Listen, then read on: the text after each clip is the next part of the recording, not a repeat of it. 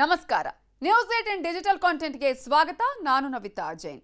ರಾಜ್ಯದಲ್ಲಿ ಬೀದಿ ನಾಯಿಗಳ ಹಾವಳಿ ಜಾಸ್ತಿ ಆಗ್ತಾ ಇರೋದು, ಪ್ರತಿನಿತ್ಯ ನಾಯಿ ಕಡಿತದಿಂದ ಗಾಯಗೊಳ್ಳುವವರ ಸಂಖ್ಯೆ ಪ್ರತಿನಿತ್ಯ ಜಾಸ್ತಿ ಆಗ್ತಾನೆ ಇದೆ. ಇದರ ಜೊತೆಗೆ ಸಾವು ನೋವುಗಳ ಸಂಖ್ಯೆಯೂ ಇನ್ನಷ್ಟು ಉಲ್ಬಣ ಆಗ್ತಾ ಇದೆ. ಇಂತಹ ಸಂದರ್ಭದಲ್ಲಿ ಜನರ ಆಕ್ರೋಶದ ಕಟ್ಟೆ ಒಡೆದಿದೆ. ಇದೀಗ ದೇಶದಾದ್ಯಂತ ಆತಂಕಕಾರಿ ಪ್ರಮಾಣದಲ್ಲಿ ಹೆಚ್ಚುತ್ತಾ ಇರುವ ಬೀದಿ ನಾಯಿ ಕಡಿತದ ಪ್ರಕರಣಗಳನ್ನು ಗಂಭೀರವಾಗಿ ಸುಪ್ರೀಂ ಕೋರ್ಟ್ ಪರಿಗಣನೆಗೆ ತೆಗೆದುಕೊಂಡಿದ್ದು, ಪ್ರಮುಖ ಸಾರ್ವಜನಿಕ ಸ್ಥಳಗಳಿಂದ ಬೀದಿ ನಾಯಿಗಳನ್ನು ತೆರವುಗೊಳಿಸಬೇಕು ಅನ್ನುವಂತಹ ಮಹತ್ವದ ಆದೇಶವನ್ನು ಹೊರಡಿಸಿದೆ.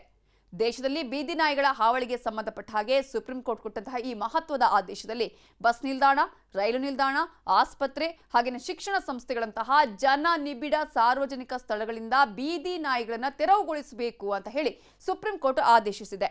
ಸುಪ್ರೀಂ ಕೋರ್ಟ್ನ justice Vikramnath, justice Sandeep Mehta, justice NV Anjaria ಅವರ ಪೀಠ ಈ ಆದೇಶವನ್ನ ಕೊಟ್ಟಿದೆ.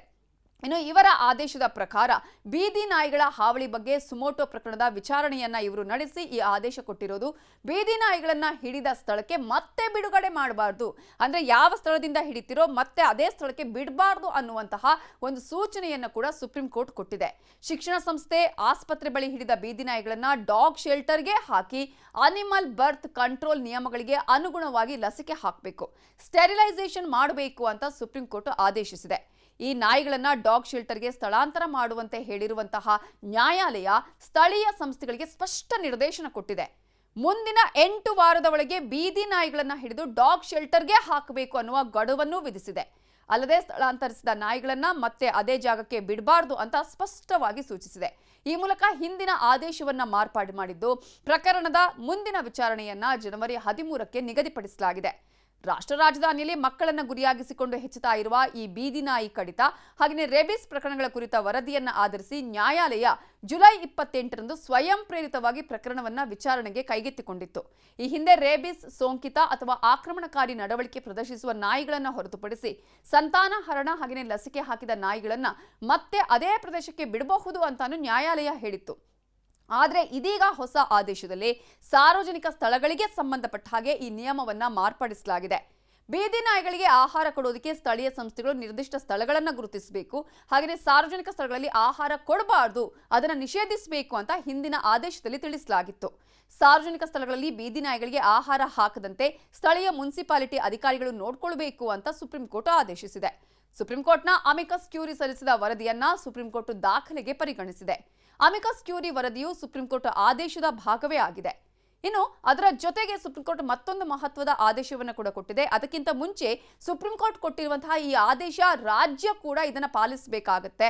ಹಾಗಾಗಿ ರಾಜ್ಯದಲ್ಲಿ ಬೀದಿ ನಾಯಿಗಳ ಹಾವಳಿ ಜಾಸ್ತಿ ಆಗ್ತಾ ಇರೋದ್ರಿಂದ ರಾಜ್ಯ ಸರ್ಕಾರ ಕೂಡ ಇದನ್ನ ಪರಿಗಣನೆಗೆ ತೆಗೆದುಕೊಂಡು ಈಗಾಗಲೇ ಬೀದಿ ನಾಯಿಗಳ ಕಾಟದಿಂದ ತಪ್ಪಿಸುವಂತಹ ಕೆಲಸವನ್ನ ಮಾಡಬೇಕಾಗಿದೆ. ಸೂಕ್ತ ಪರಿಹಾರವನ್ನ ರಾಜ್ಯ ಸರ್ಕಾರ ಕಂಡುಕೊಳ್ಳಬೇಕಾಗಿದೆ. ಈ ಮೂಲಕವಾದರೂ ಸುಪ್ರೀಂ ಕೋರ್ಟ್ ಚಾಟಿ ಬೀಸಿದಂತೆ ರಾಜ್ಯದಲ್ಲೂ ಕೂಡ ಬೀದಿ ನಾಯಿಗಳ ಹಾವಳಿ ಕಡಿಮೆಯಾಗುತ್ತಾ ಅನ್ನೋದು ಕಾದು ನೋಡಬೇಕಾಗತ್ತೆ. ಇನ್ನು ಸುಪ್ರೀಂ ಕೋರ್ಟ್ ಕೊಟ್ಟಂತಹ ಮತ್ತೊಂದು ಆದೇಶ ಅಂತ ಹೇಳಿದ್ರೆ ಹೆದ್ದಾರಿಗಳಿಂದ ಜಾನುವಾರುಗಳ ತೆರವಿಗೂ ಸೂಚನೆಯನ್ನ ಕೊಟ್ಟಿರೋದು.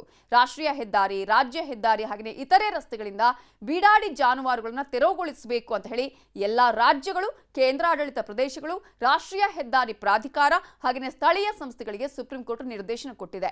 ಹೆದ್ದಾರಿಗಳಲ್ಲಿ ಅಲೆದಾಡುವ ಜಾನುವಾರುಗಳನ್ನ ಪತ್ತೆ ಹಚ್ಚಬೇಕು, ಅವುಗಳನ್ನು ಸೂಕ್ತ ಆರೈಕೆ ಇರುವ ಗೋಶಾಲೆಗಳಿಗೆ ಸ್ಥಳಾಂತರಿಸ ಮಾಡಬೇಕು, ವಿಶೇಷ ಹೆದ್ದಾರಿ ಗಸ್ತು ತಡವನ್ನ ರಚನೆ ಮಾಡಬೇಕು ಅಂತಾನು ಸುಪ್ರೀಂ ಕೋರ್ಟ್ ಆದೇಶಿಸಿದೆ.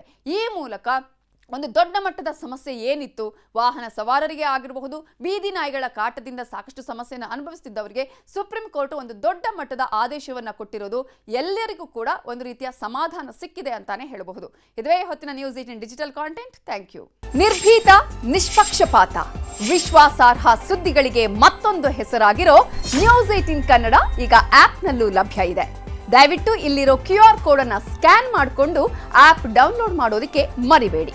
ನಿಮ್ಮ ಬೆಂಬಲ ಹೀಗೆ ಸದಾ ನಮ್ಮೊಂದಿಗಿರಲಿ. ಧನ್ಯವಾದ.